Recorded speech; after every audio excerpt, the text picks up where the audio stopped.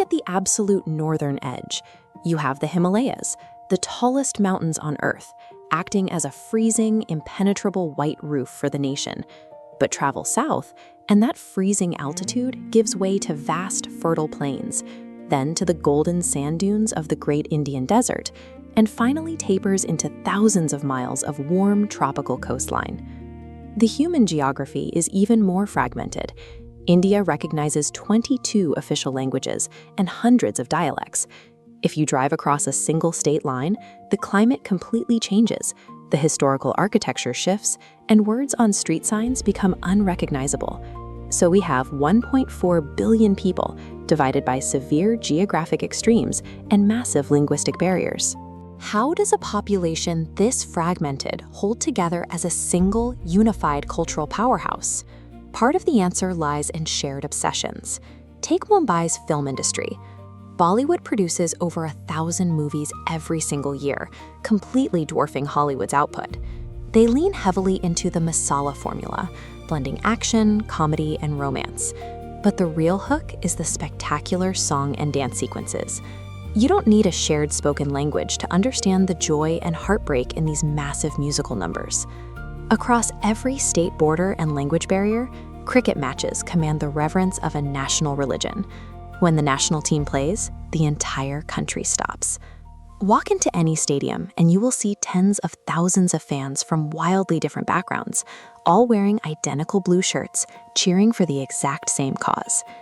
These mass entertainments act as a modern cultural campfire. They give millions of people who might have nothing else in common a shared vocabulary and a unified national dialogue.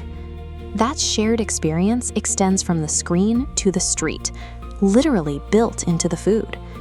Every region has its own secret recipe, but they all rely on masala, specific blends of spices that create a distinct, unifying flavor profile. Look at this street food, pani puri. It's a crispy, hollow ball filled with spiced potatoes and tangy water that you eat in one bite. Crowding around a cart to share these flavor explosions is a daily social ritual, from the northern plains to the southern beaches. And you wash it down with masala chai. Boiling black tea with milk, sugar, ginger, and cardamom is the great equalizer. It is the universal symbol of Indian hospitality, poured on nearly every street corner. That same sensory overload defines how the nation celebrates. During Holi, the festival marking the arrival of spring, social hierarchies disappear as millions of people cover each other in bright pink, yellow, and blue powders. Months later, the country celebrates Diwali. Families from all regions clean their homes and light these small clay oil lamps, called diyas, to celebrate the victory of light over darkness and good over evil. You can taste the spices, smell the tea, and feel the festival colors.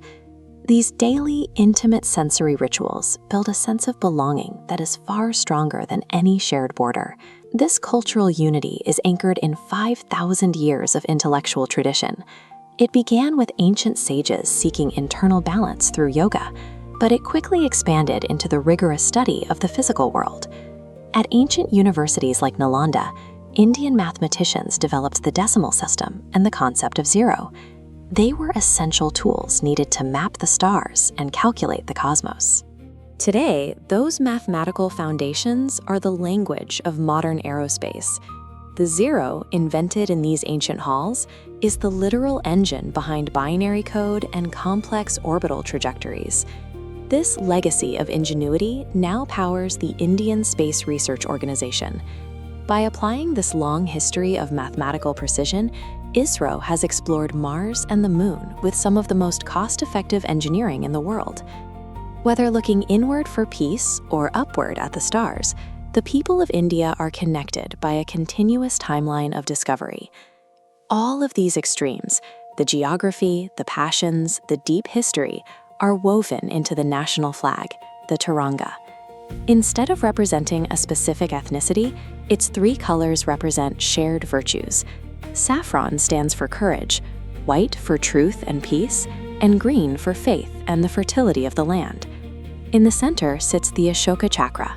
Its 24 spokes symbolize the wheel as wall, a reminder that the nation must always keep moving forward. It is a physical manifestation of India's official motto, unity and diversity. You don't force a country this large to be identical. Different languages, religions, and flavors fit together to form a brilliant, cohesive picture. India proves that true strength doesn't require uniformity. You can embrace 1,000 different pieces and still build a perfectly unified whole.